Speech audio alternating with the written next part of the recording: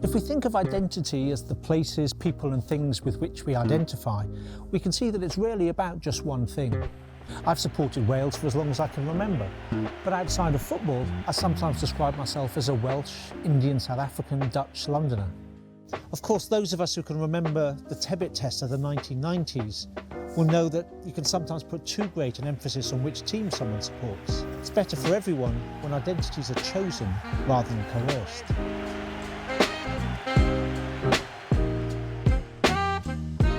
Robert's English father and his mother met in Zambia, where Rob was born. Rob's mother, Rita, is his earliest football influence and quite possibly his biggest fan.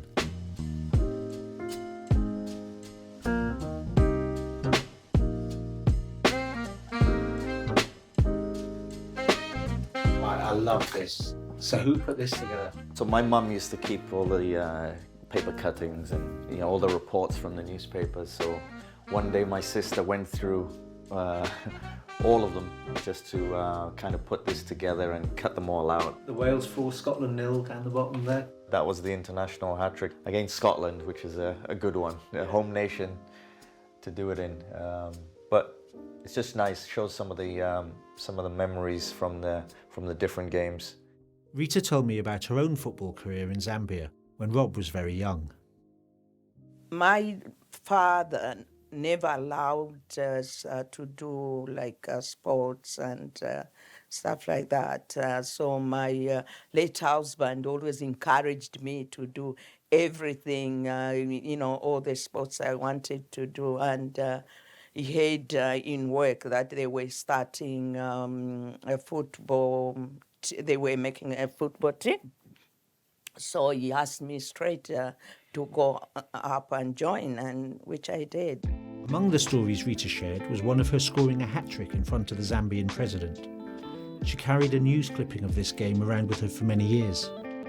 After Rob's father died, Rita decided to relocate the family, moving closer to her sister in Wales.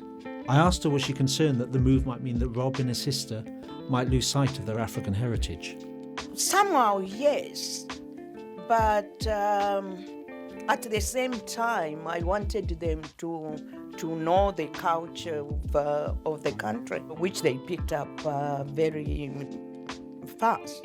The culture of UK. UK, yeah, Britain, yeah.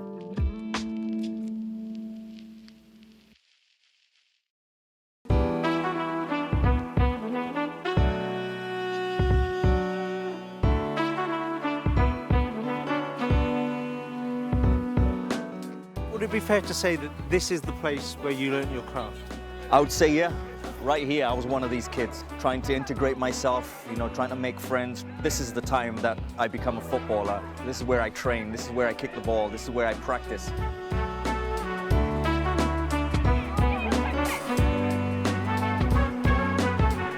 Wow.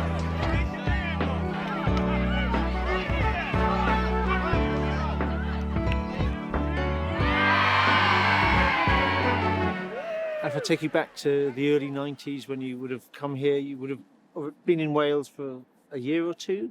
What was it like sort of settling in, having come from Zambia? Yeah, well, I mean, obviously crazy few years because being from Zambia and living in Malawi, I grew up in Caerphilly, which was 20 minutes from here, primary school there, and then this is a completely different environment in Cardinal Newman's. Mm-hmm. 20 minutes down the road feels like 2 hours away, but I come here and very much change. Yeah, lots of changes, lots of brand new things.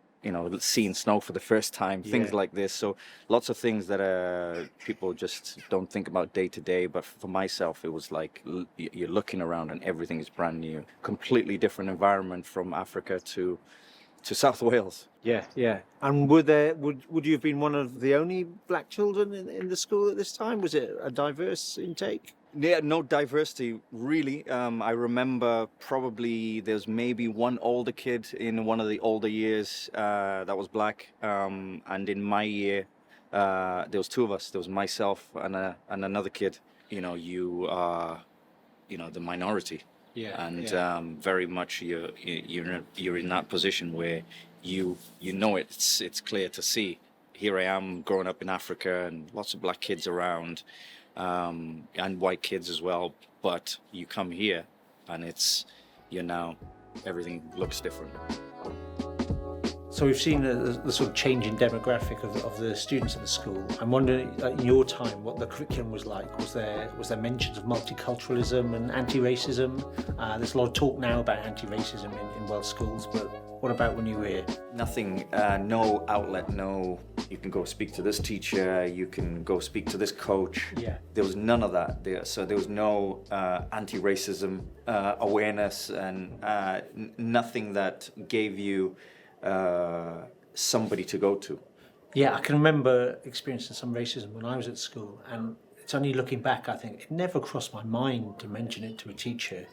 It didn't seem like even a possible thing. I'm not sure whether racism was part of your school experience and whether that was something you had to deal with sort of on your own.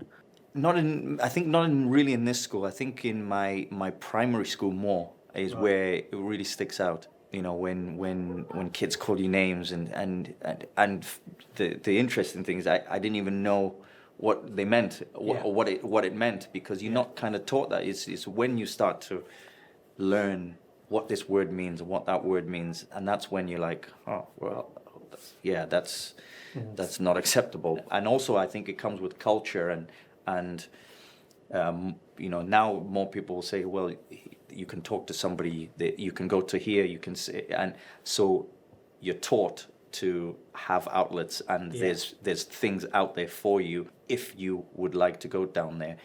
For us, nothing at all. It was deal with it yourself and get on with it. Rob scored 80 goals in a single season playing for GE Wales before being scouted for Cardiff City. While playing in Cardiff's youth team, he was invited to play for Wales under-16s. Well, at the time, under-16s, I got called up for Wales at under-16s. Right. And this was the time where I was 16 years old.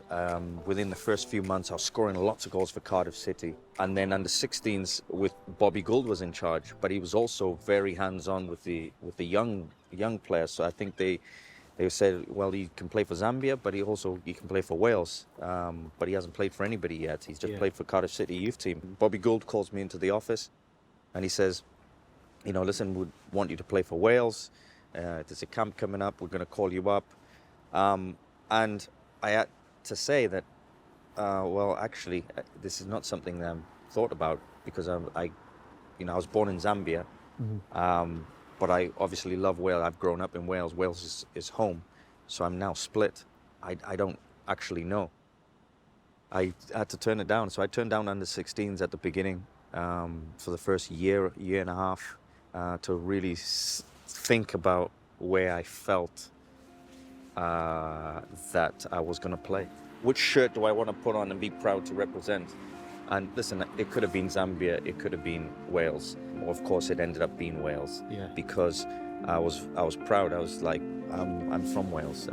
This is home. But does that decision to represent Wales sort of affect how you sort of view yourself? I often say I'm Welsh, Indian, South African, Dutch. I don't want to have to say I'm only one thing. I'm aware of where my parents came from, how that's influenced who I am. Do you see yourself now as Welsh Zambian or Welsh black, or how would you see it if you were asked that sort of question? I think always never one thing, because it is about not forgetting where you were born and where you're from and the influences. I'm black, I'm white, and I'm all of those things, and very much Zambian, Welsh, very much multicultural, really. Yeah. So it's always been never one thing.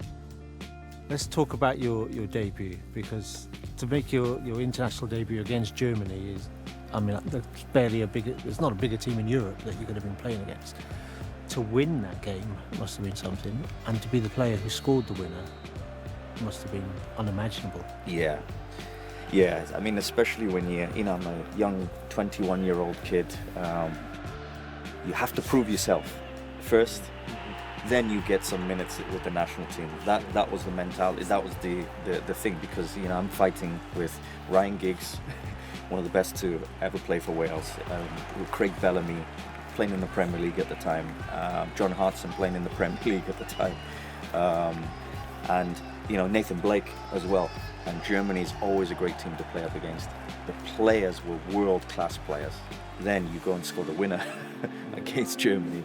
It was like the very best feeling you could ever have. Yeah. Was that goal, that day, that game.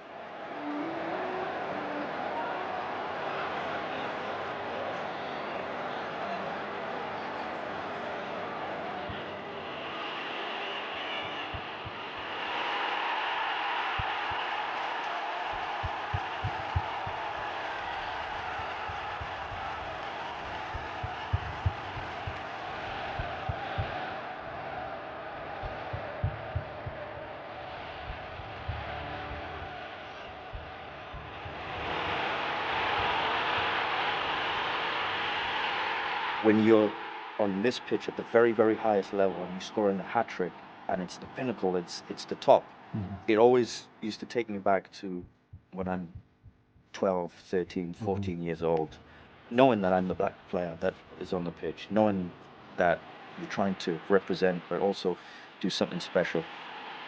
The moments that it was challenges in the street because of race sometimes, when I'm on the bus and there's people, you calling your names on the bus. Those things happen. So all the different challenges, it was about trailblazing through all the different challenges as a kid regarding race to now do it at the very top.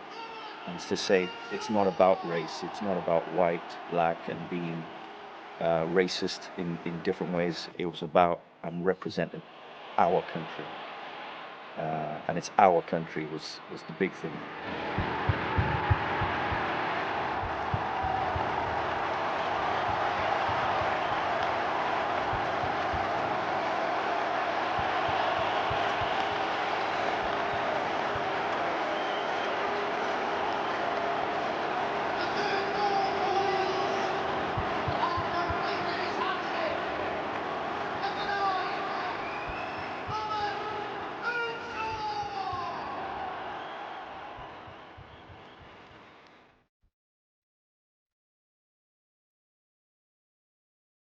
One of the games at the Millennium Stadium where there's a moment that you pause and just kind of take it all in. I always used to love this moment because you're there, you're just about to go on stage, you're just about to play.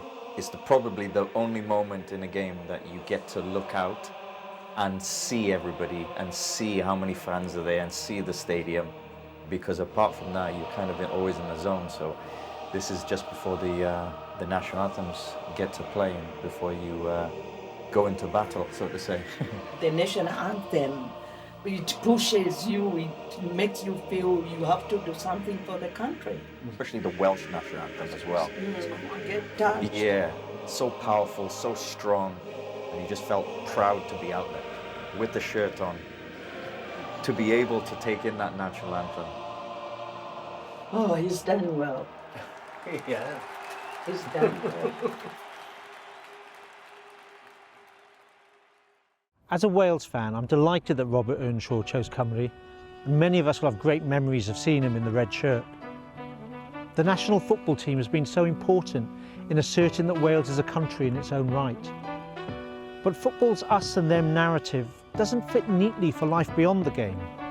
Many people will have multiple affinities and identify with more than one place. And that's not something that needs to change. In the next episode, I'll be finding out about the work being done in grassroots football.